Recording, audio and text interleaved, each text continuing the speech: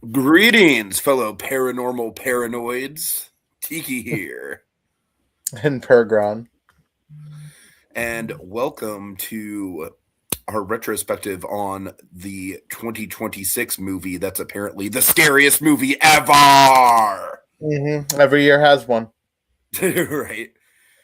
This one, yeah, I don't know, man. It's not the scariest movie. It's up there. It's honestly low key up there for me. I'm not even gonna lie, dude.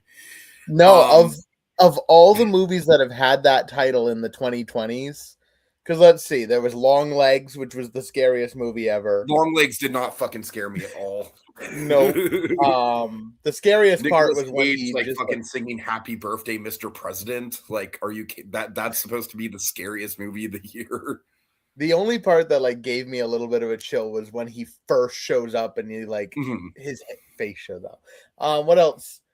Presence got that, which was not even remotely a scary movie.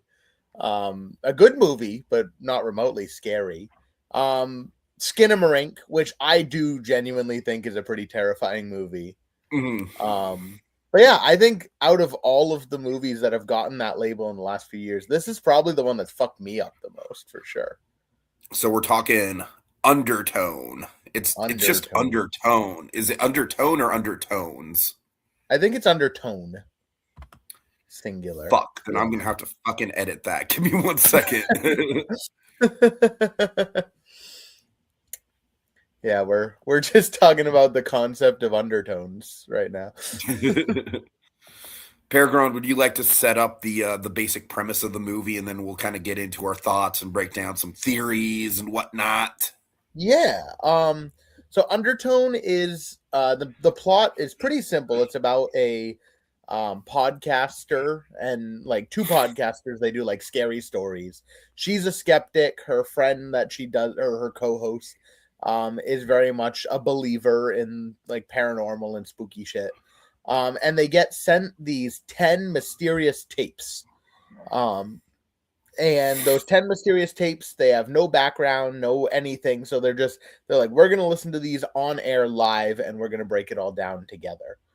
And that's pretty much the basic premise. I guess the other information that maybe is good to know is that the lead, who is played by Nikki something or other. Let me look that up real quick. Nina Kiri, who I'm not familiar with at all. I But am I she, am actually very familiar with the guy who plays Justin, believe it or not. I'll tell you where I know him from. are you? Uh-huh. I'm Um, very familiar but with him yeah, so from one she movie is. in particular. Aha. But yeah, so she is a also taking care of her dying mother who is in hospice.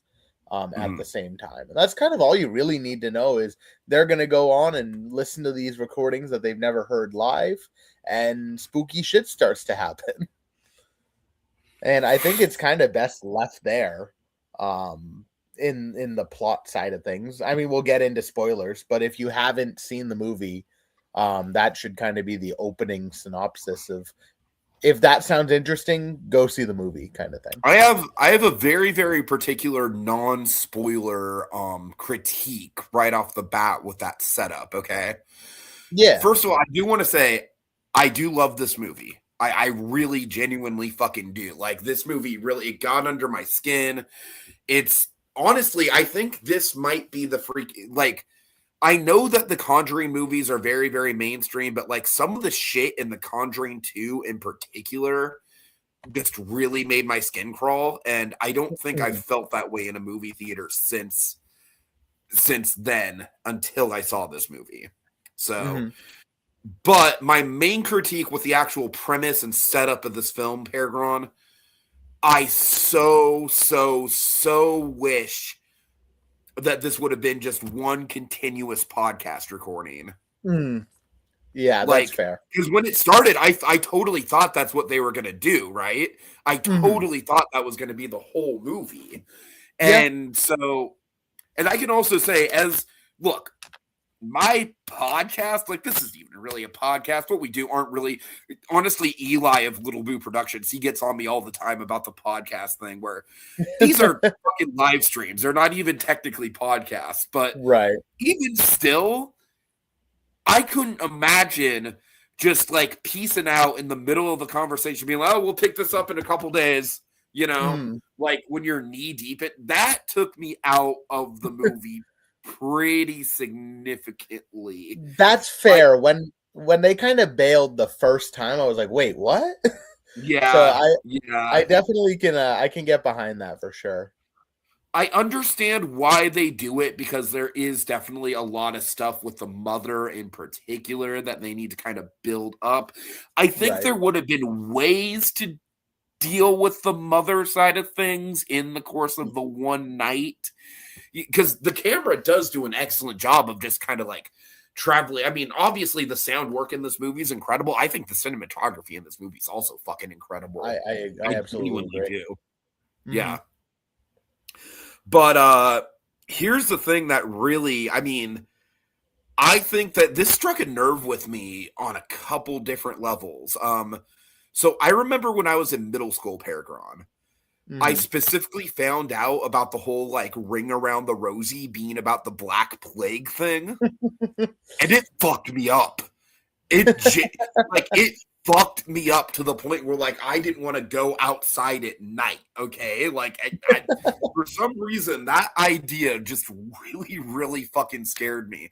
So when I realized that was like kind of the direction we were going, kind of like dissecting like all these, like honestly, I do think it's a genuinely good idea for a horror movie, because really when you break it all down, all these fucking like London Bridges, Baba Black Sheep, fucking you know, Rockabye Baby. Like there's literally one of the first Simpsons shorts ever is about how Rockabye Baby is literally about a baby falling to their death.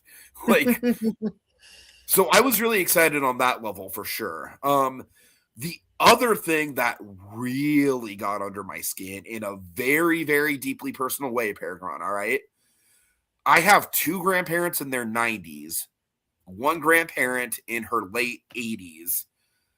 So you can imagine, like, I mean, they're all three of them, thank God, are like totally like, they're fine. They're physically as healthy as they can be for their age. They're mentally still there. Holy shit, though. This movie was, I mean, I think honestly, that was the scariest part of the whole thing for me, was just kind of like watching it all go down and being like, shit, man, this could very well be my future.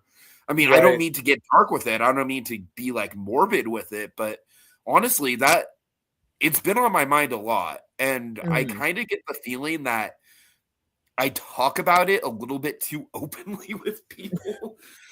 Just because I truly do feel like I am in a very, very weird, almost kind of like purgatory-esque state of my development right now, right? Where until my grandparents do actually die, I don't know what the next phase of my life is going to look like after that. Does that make sense? Yeah, no, absolutely. So yeah, and that's very much what Evie, the character, is going through in this too. It's a mom, not a grandmother, but yeah, I mean, she's very my much mother is not much better, just because my mother is just a full-on fucking chain smoker, dude, and she's in her 60s. So it's like, oh no. Honestly, I say all the time, like I would not be surprised if my mom went before any of my grandparents, just because of how she treats her body. So I mean, that, you know, just take your pick. I think the only one who's doing like remotely well is my dad, you know, and he had a lot of stuff like before, but I digress. Hunter Iggy, we are not here to talk about that stuff. I'm sorry. I don't follow the drama. I'm sorry. I'm so sorry. Hunter Iggy, honestly, Blue Dragon 5 and Jacob Weil are going to be doing a Phineas and Ferb podcast in an hour ask them that question then. I'm sure Dragon will have an actual answer for you. I'm terribly sorry. I don't mean to be like dismissive of your question. I just genuinely don't know. Yeah, that's a Dragon question for sure. Right. So I do think that there are a few, like I said, I don't know, man. There's a couple things here that just kind of blend the realm of believability. Like as a podcast host, like I said, it's just like especially when you're doing something like this. Yeah. Like I don't know. I don't know that I like, even as someone who isn't like all that, like I could see myself breaking up a conversation into a couple sessions. I could not see myself doing it with this specific topic of like, no, I need to get through all 10 of these now. Like my anxiety would be getting the best of me if I didn't get through all of them. And I genuinely think you could have just done the research on air. I don't see what would have been so hard about that. Right. I mean, they could do it with like flashbacks to get to the mom stuff too. I don't even think you need to do that, honestly. I think all they need to do is just kind of play around more with the idea. One of the things that they kind of like started to explore, and keep in mind, I'm just getting my nitpicks out of the way so that in like the back half of this podcast, we can kind of like just go nuts with like theories and speculation and shit. Right. I think one of the things that they could have done, that they could have played with, that they kind of started to play around with, but they didn't really commit to, was the idea that she's hearing things in the house and she's not sure if they're coming from the audio or from the house itself. I really think they could have milked that more. And I mean, I think the camera does an excellent job of like moving from the room, from the kitchen room where the podcast is being recorded, up the stairs to the mother's room. All you need to do really is just have that camera continually moving, Yeah. Like you can still do stuff like, like have the camera go up the stairs and then pan on the window and then see the mother like rise out of bed through the mirror, I mean, not the window. Right. Yeah, and I mean everything else, I mean, we could easily set up that spoilers from here on out. We could easily set up that she's pregnant before they get into recording the podcast. I think that could easily have been handled. That was another thing. I think that some people are kind of reading the pregnancy thing as one of the big kind of theories, right? Yeah. People are trying to kind of like interpret the pregnancy thing in a lot of different ways. We'll get into that. Yeah. My issue with the pregnancy thing, low key, honestly, is like, who the fuck just schedules a doctor's appointment to get a pregnancy test these days? Yeah, usually you just buy those at the convenience store. Maybe she doesn't have a CVS nearby. And then the fact that like the doctor calls at like 1 a.m, like, yeah. Granted, I do genuinely think that there is a world where the reason why that stuff feels off is because supernatural theory shit that we will get into. Right.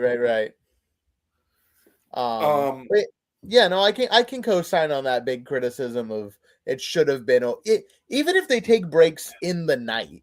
Like even if she's like, give me like 10 minutes, I got to go check on my mom kind of thing. Totally. Right. I think they could have taken breaks through the night, but I do agree that it should have been done. Frankly, I don't think the shitty boyfriend character needed to be involved at all, honestly. No. I mean, that scene where it's like, hey, babe, we've got a party for you. Like, yeah. If anything, just have the Justin character mention it like he does. Right. You're going to go back. You excited to go back? And she says, I think I'm going to get my own place. Right. Like, I think that's all you really need. You didn't. That's all you need to know. You establish that she is in a relationship. It's not working, but because she's in a relationship, obviously that explains the pregnancy. Right. Yeah. So I want to shout out the actor who plays Justin. His name is Adam DiMarco. Mhm. PerGron, are you at all a White Lotus fan?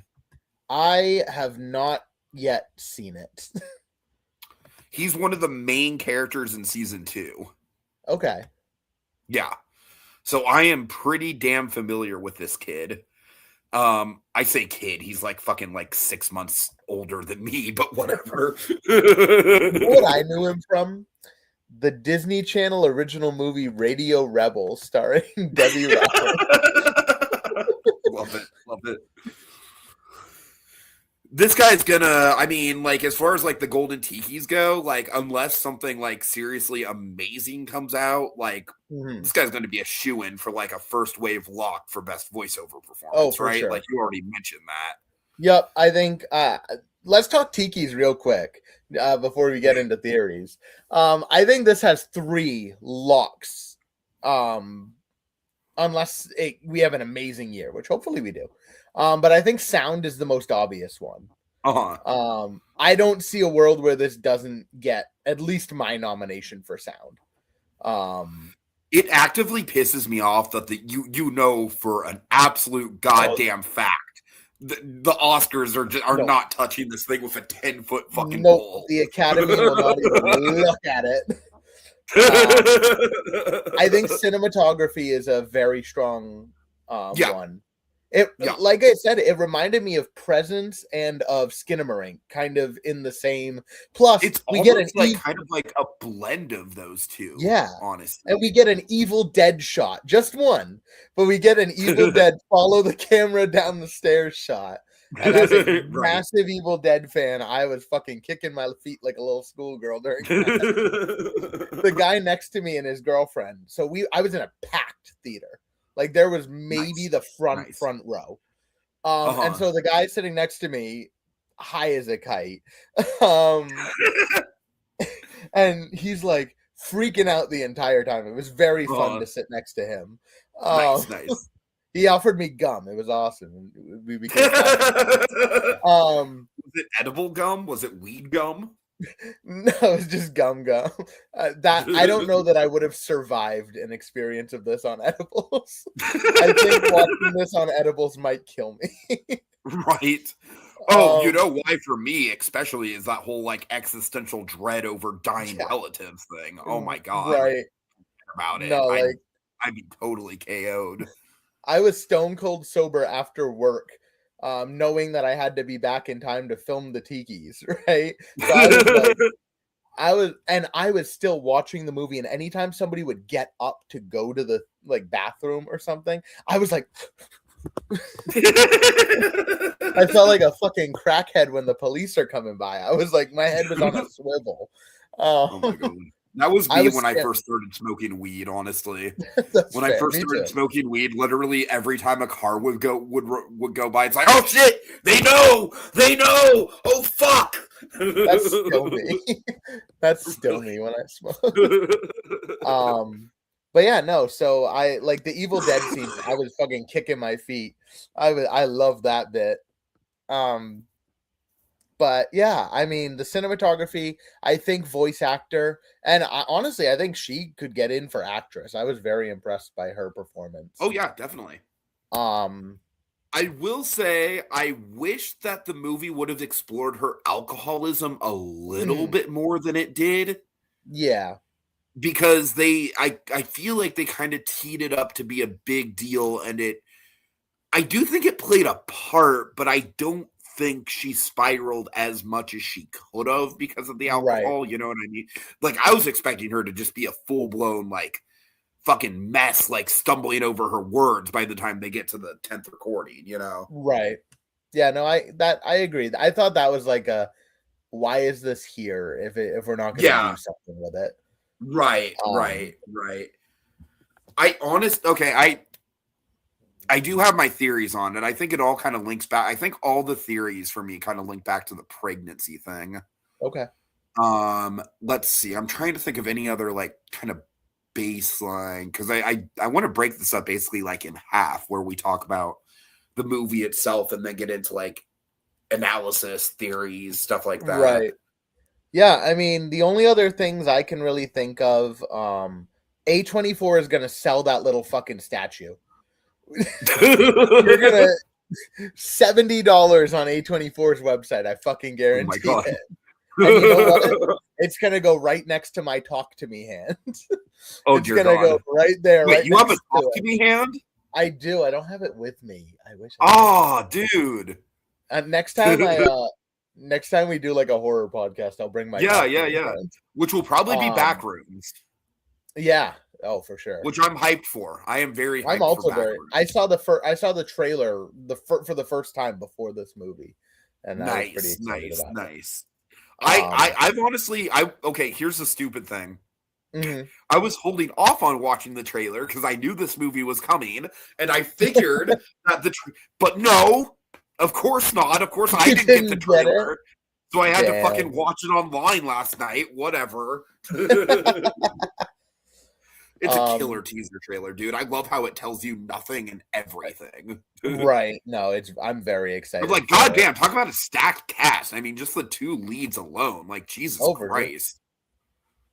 Yeah. Anyways. Um, yeah, I mean, this is a pretty we should probably talk about what's happening on the Oh, sure. Yeah, we should break that down. We should break that down. um so yeah, it's this couple who are the wife, girlfriend, whatever she is sleep talking. And so the male partner is recording them as they sleep. And he's just trying to, like, she doesn't believe me It's that she very, sleep very talk. paranormal activity esque. Yes, and the guy who directed this, did you see he got Paranormal Activity? No, I did. What do you mean? Like a new Uh paranormal activity? Blumhouse is bringing him on for a Paranormal Activity movie. I'm fucking sold on that. I'm Yeah, totally sold. as Paranormal soon as that, Activity, that's one of those series where it's like, I think once they got past the original trilogy, it's like, all right, guys, you're kind of spinning your wheels. That original trilogy is so fucking rock solid to me. oh, I agree. All three of those movies for me. Yeah, But so anyway, they're rebooting it or whatever, and the guy who directed this is doing it. So I'm I very think that's like excited. a perfect, like Yeah, that. You couldn't get a better person to do Paranormal Activity, I think. seriously. The But yeah, play so is happening in San Francisco right now. I really want to go see it, but tickets are like $150. Yeah.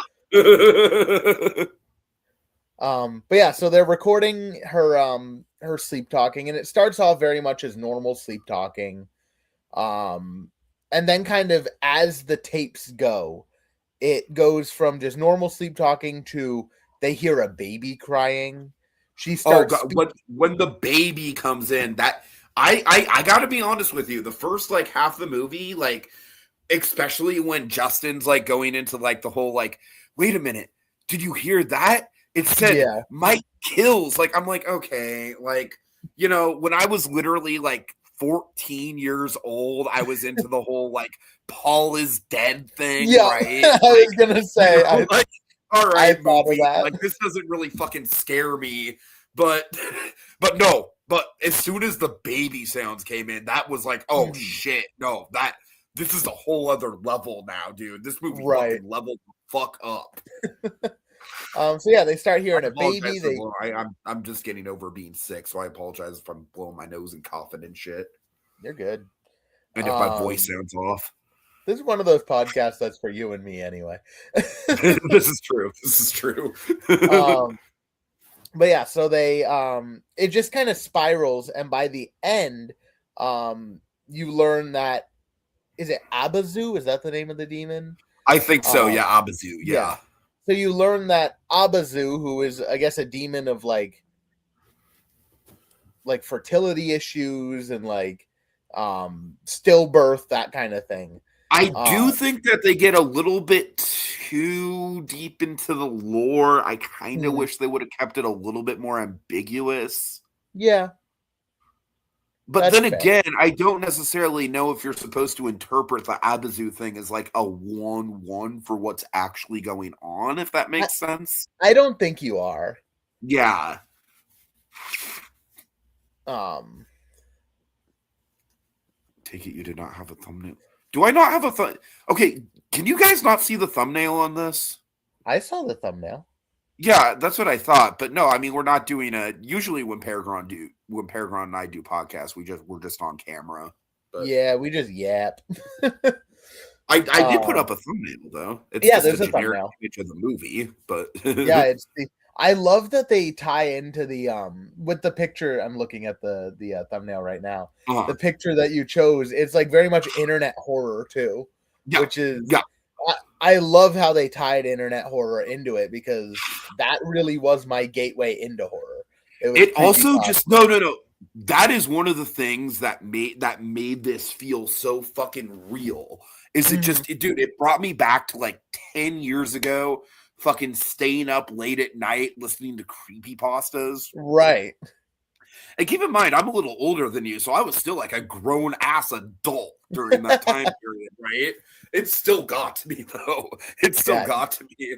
that was my middle school was creepypastas, and I remember Smile Dog fucked me up, dude.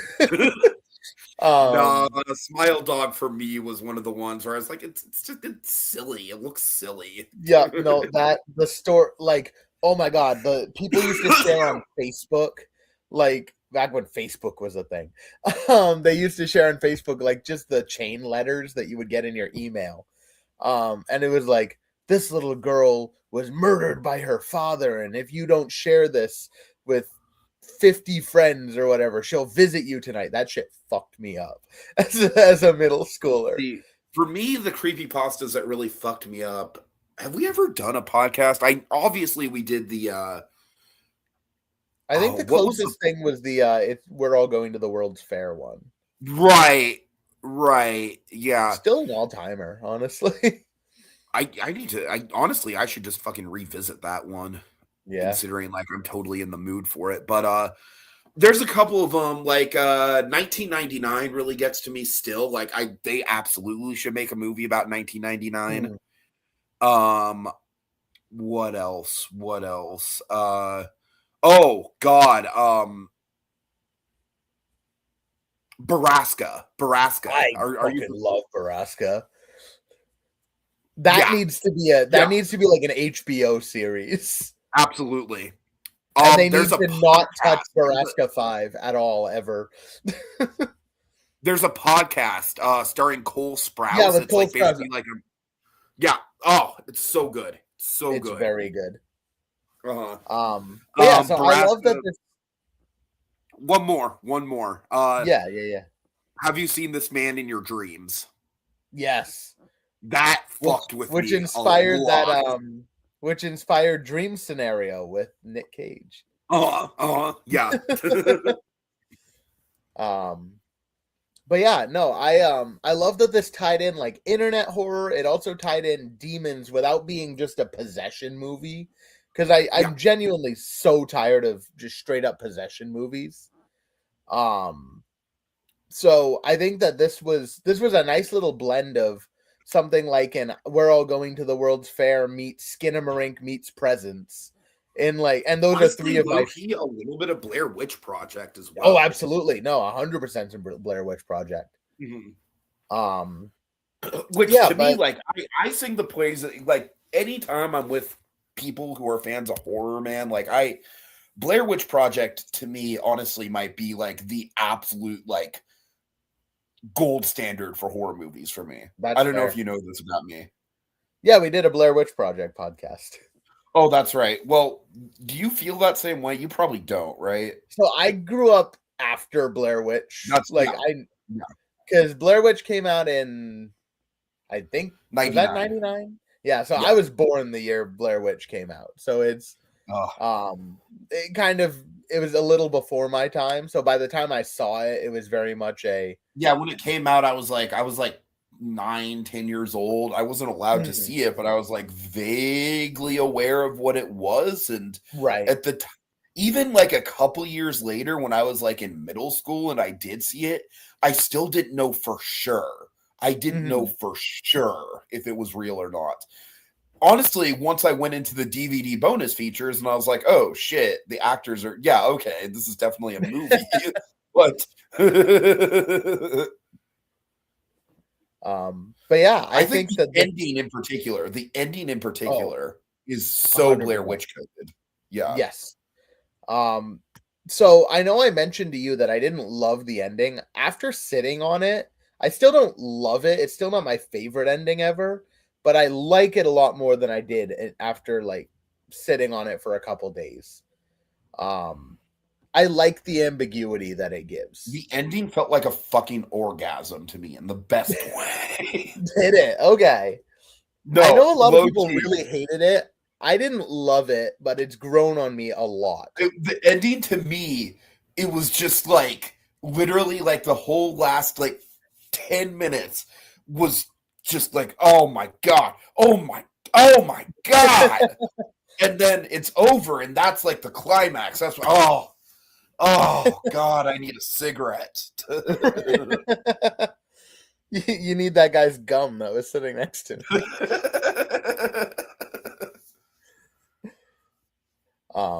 But yeah, so I think that's kind of that can be the synopsis. We're about 30 minutes in, so that gives us almost exactly 30 minutes in. That's actually perfect timing. So that now we can jump into theories, I think, and like kind of the analysis of the themes and stuff. And since you are this movie, go ahead. Yeah, I think I'm gonna just hand it off to you to start because you seem very excited about some of your theories, and I'm very interested to hear them. There is absolutely not a concrete, like, I feel like everybody has a different interpretation, which is exactly what I love. That's the same thing I love about Skinamarink. Mm-hmm. I think whatever is going on very much has to do with obviously like guilt. Mm-hmm. I think that oh man, I'm even kind of struggling to like put into words because it goes pretty deep. So, do you think there's a possibility that the people on the recording are actually her? Yes. Or I got kind of some alternate version of her. Right, like an alternate dimension, alternate timeline, Yeah. something like that. That's how. Especially when at the very end when she name drops Justin. Yeah, and she says, "I need to warn her." That definitely gave me like thinning the veil between like dimensions or whatever. And then she hears the upstairs noise. That very much gave me like, okay, this is a alternate version of her in some capacity. So we're on the same page about that. In some capacity, yeah. Whether it's her or it's like spiritually the same, they're connected somehow, but I very much am on that wavelength. So with the Mike and Jessa stuff, do you know where my mind was going before we had the neighbor call in and explain the whole like, oh, she, like what actually happened? My mind was going to Jessa had a miscarriage and the baby doll, the fucked up dolls and shit were her way of dealing with the trauma. No, I 100% agree with that. Yeah. I don't know if that's so here was my interpretation. I interpreted the calls, all of them, as the demonic entity. Yeah, same. I don't believe a single one of those calls. Especially because what fucking like I don't even buy the whole like I don't really know how podcast recording works as far as like taking live callers and stuff because you're obviously not doing like a live stream. You just say like, oh, call into this at this time. Like, right. I don't know. Little bit weird to me. I'm sure some podcasts do that, but I'm sure. I mean, he did give it because they broke it up into two parts, and he said like call in at this time. I think he said like 3 a.m. Eastern time, and we'll take your call. They must have a really devoted following, though, if they're fucking calling in at 3 a.m. Yeah, no, definitely. I mean, 3 a.m. Eastern is still midnight on the West Coast, so like that's still a late recording, and everyone had an American accent. But yeah, no, I don't think I think that the themes, and I mean it's kind of obvious here, but the themes are definitely about parenting. generational trauma. It ties into it as it does everything. But yeah, I think that the Jessa character, especially as they bring in that doll, the very creepy Oh doll. God, I I hate that agree doll because so fucking much. that doll is also going to be sold on A24's That's the website. one that I would actually buy low key. I would buy Mhm, that before I would buy the figurine. that's fair. I would not let that thing anywhere near my house. I have a doll I thing. would buy it specifically to use it as a Halloween decoration. That's the Mm, thing. That's the yeah, thing. it lives in a storage locker across town. Right, Otherwise, right, right. um, I actually like there's a couple things that I got through the thrift store that I used to work at that low key kind of have the same energy. I'll have to dig them up and show you sometime. yeah.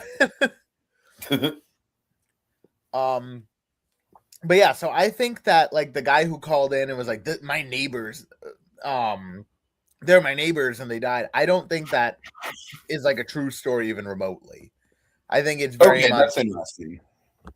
I think that it's very much tying into her anxiety about trying to decide if she's going to keep this baby or if she's going to terminate the pregnancy. Um, Right, right, right. which is obviously a very big part of like the movie. I think it's very much about like kind of in the same way if I had legs I'd kick you was of like anxiety about being a mother, which is obviously Mhm. something that neither of us can ever truly understand.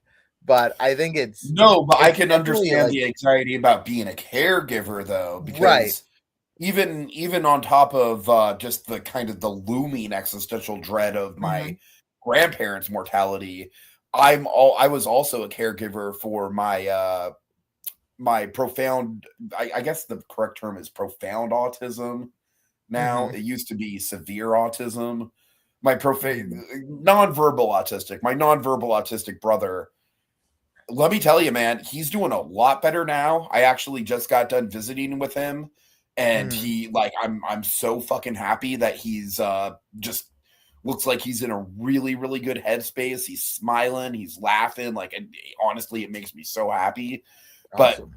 towards the end before we had to put him in a group home, dude, it was legitimately like a horror movie because it Hmm. was legitimately like he was because what it was is he would we could not take him outside.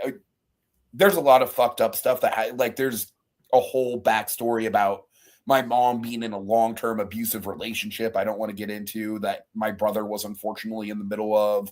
That Hmm. kind of fucked my brother up. I feel like that's why my brother started having the behavioral issues that he did. Hmm. Especially because after my mom finally cut ties with this guy, I feel like my brother almost kind of like inherited some of his behaviors, unfortunately. Hmm. And so there was this period of time where like we could not take him out of the house. Like we could not fucking trust him to take him out of the house, right? It just Hmm. like every time he'd leave the house, it'd just be like a huge meltdown. But we knew for a fucking fact this poor kid was going so stir crazy, right? Like, and his life was miserable. Hmm. And so he would just straight up attack us, like pretty violently. Hmm. Um, I'm sorry if this is getting personal, but I'm just saying, like, I relate to the caregiving thing on a pretty Yeah. visceral level, even outside of the caregiving for the parents, you know? Right. No, that's fair. I mean, my career is taking care of things, so I get it. Less, Not the same less. thing. It's not the Yeah, same thing, you son of a bitch. it's. I mean, I've taken care of monkeys. They're very much like little children. Little That children that can monkey reach isn't your their arms fucking up. brother. No, but they're similar. Not the same. Um, but no, I mean I think obviously a lot of this movie kind of hinges on a parallel between taking care of your mother and taking care of an infant. Definitely, Um, definitely. And I think that in a weird way, I think that she kind of,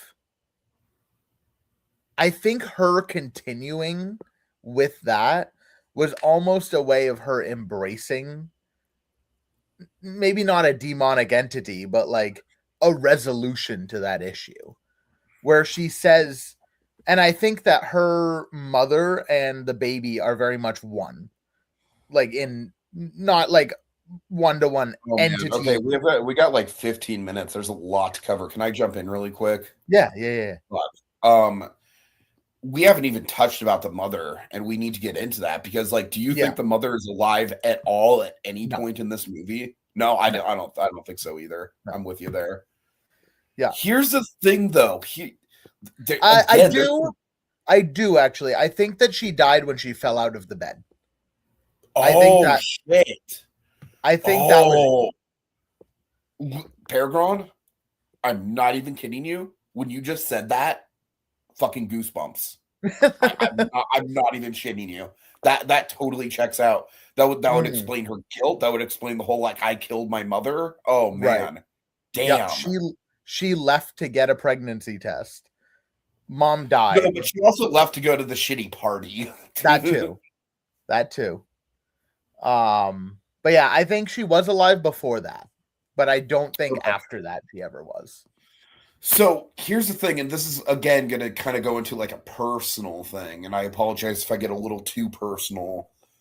I have wondered a lot. Like, obviously, I want my grandparents to be alive for as long as possible, right?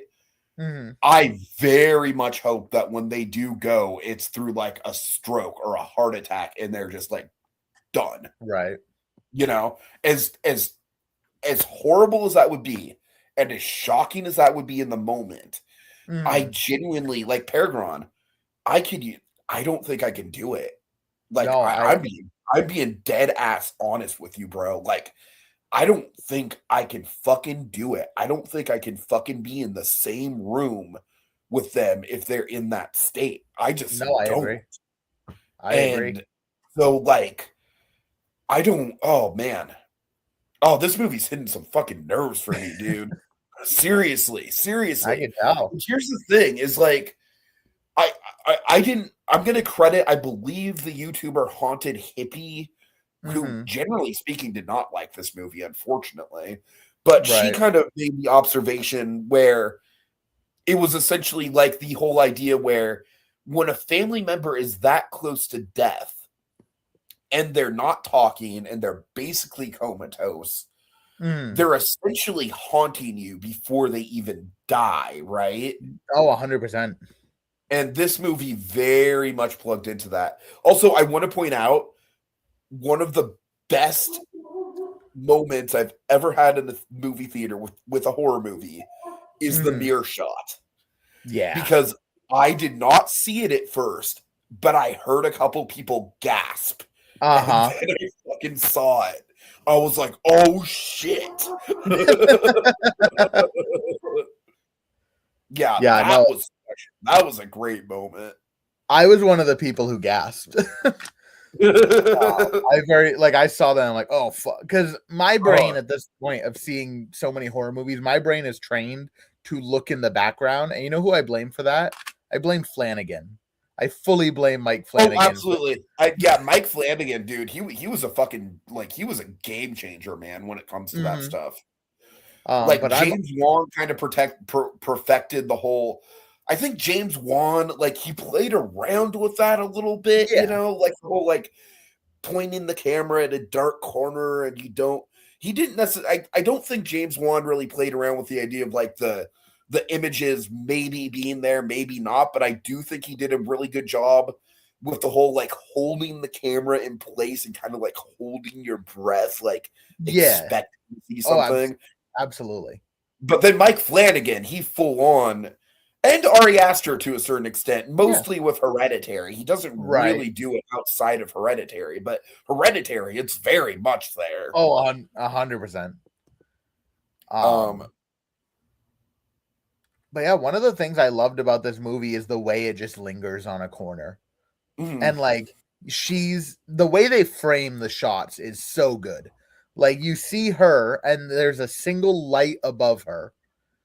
You don't get any sound because she has the headphones on, and oh my god, the first time she put the headphones on, that was chills. I was like, I've never seen sound editing like this. I cannot wait to get this movie on like streaming and watch it with my headphones. Oh hell yes. No, that's the thing. Okay. Skinamarink is a movie that played way fucking better for me in that setting when I was just in my room with the lights out, watching with headphones on my shitty laptop, right? Right. That is the environment. Honestly, that's the environment to watch fucking Paranormal Activity as well. That too. Absolutely. Yeah. And no, this movie very much fits in that same vein. Oh boy. One thing I really, really respect about the way that they handle the mother is that literally throughout the movie, they keep teasing and teasing and teasing that there's going to be a big jump scare where she's just going to be awake. And they save it until like literally the last shot of the movie, and they don't even fucking show the actual jump scare itself. They show like the build up to the jump scare, you know, like the most we see of her throughout the whole movie is just like the mirror shot, of course, and then a couple random shots of her like getting like, you know, like sitting up in bed, and then like of course that last shot where she's standing in the bathroom. Right. That's why I love the ending, dude. Like I genuinely, I probably like the ending more than you do, because I think the cut to black and then hearing the final like 30 seconds play out the way that it did, just like perfect for me. Every time it cut to black, was fucking perfect. The cuts to black were so good. I will say one quick nitpick, maybe one too many fake out dream sequences. Yeah. I didn't need the one with all the jump scares. That one, I think they could have cut. Like, it felt like it was kind of obligatory. Right. What do you? Oh God. Okay, we've got like 9 minutes. We saw that. This podcast is going to cut out as abruptly as the actual movie, which is probably pretty. We'll come back for part 2 in 4 days. We need to talk about like obviously the crayon drawings on the wall. Like that has to imply something, you know, like either the passage of time, or I think basically my theory is that once she starts the final recording and once she hears what's on those final tapes, I think she loses it, and she loses track of time completely. She loses track of reality completely. Yep. And so that's why we're Justin at that point. Yeah. And that's why, you know, we have like the fake out collars, which I totally agree. It's the demon fucking with her.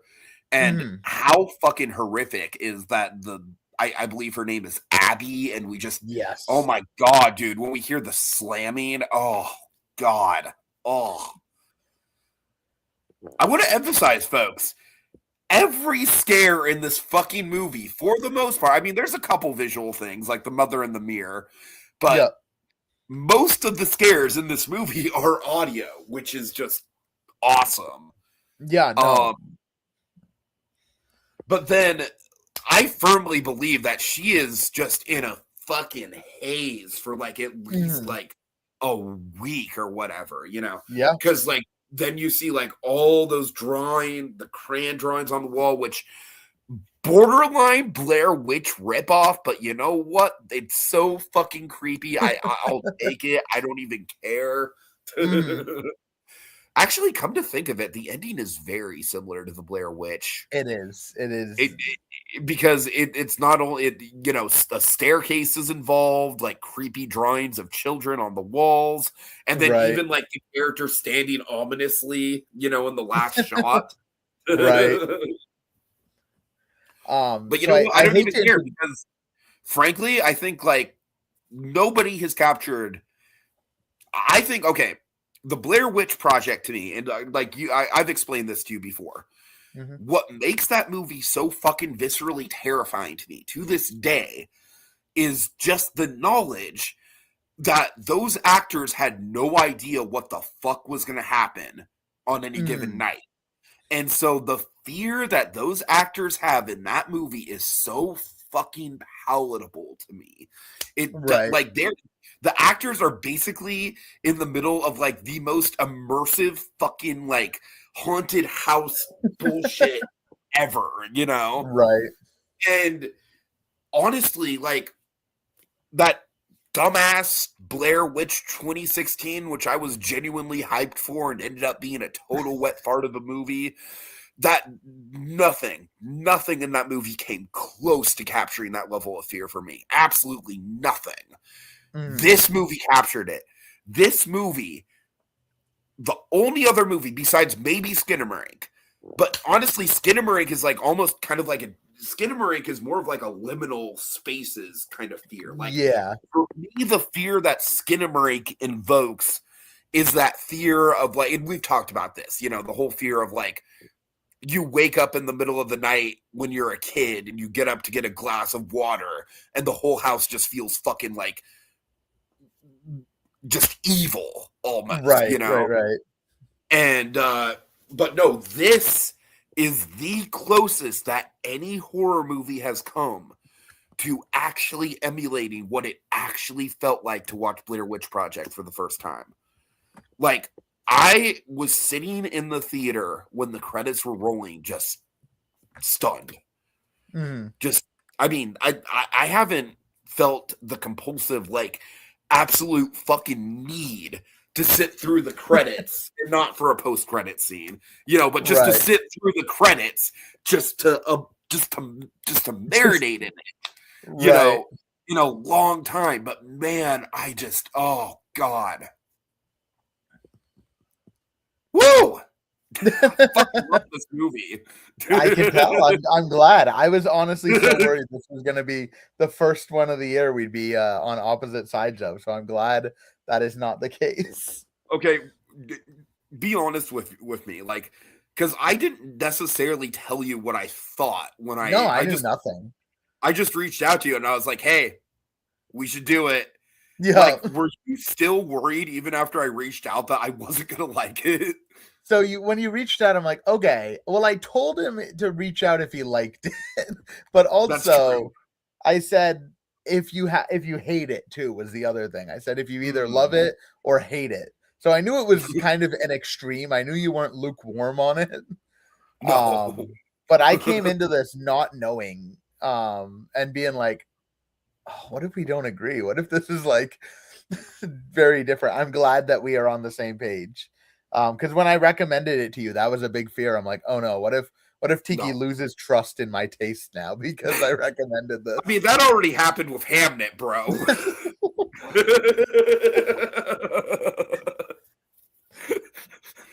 I mean, as far as like Oscar bait shit, my trust is gone. All right. As far as horror stuff, though, you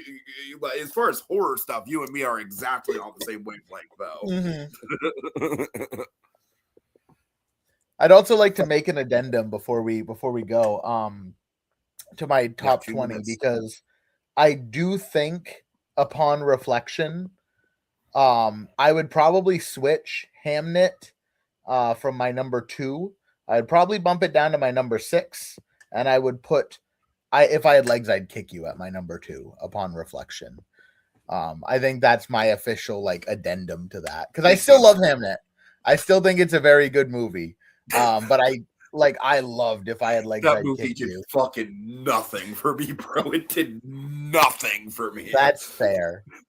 But yeah, that's my official addendum is I'm swapping those two. No, okay. I have the so basically the way that you and I feel about Hamnet, PerGron, it's the ultimate, like, it insists upon itself, Lois. Yeah. It insists upon. That's exactly how I feel. That's exactly how I feel about Hamnet. Like, to the T. That's fair. Right. But yeah, I'm glad we agreed on this one. I'm sure we'll talk more about theories off the air, but I know Dragon. Oh, I'm sure. Yeah. Yeah. Dragon. Honestly, when we do backrooms, I'm sure we'll just return to this. Fuck it. Oh, I'm sure. Or when we do the mid-year nominations. Right. Because I think this will be a pretty good one in there. But all right. Well, we're gonna get the fuck out of here so Blue Dragon 5 doesn't get mad at me. I honestly think Dragon's probably already mad at me because he thinks I'm at an open mic, and it's like I have a good excuse for night. I'm still getting over being sick. I don't want to get other people sick. I don't want to go to an open mic tonight. Right. But I'm glad we were able to do this. I was genuinely worried that you weren't going to be able to do it tonight because my schedule for the rest of the week is pretty booked solid. So I'm glad we were able to squeeze this in here. So yeah, me too. All right, PerGron. Awesome conversation. Awesome movie. Go see it, folks, if what we're talking about fancies your interest at all. All right. Have a good night. Baba Black Sheep, have you any wool? Yes, sir, yes, sir. 3 bags full.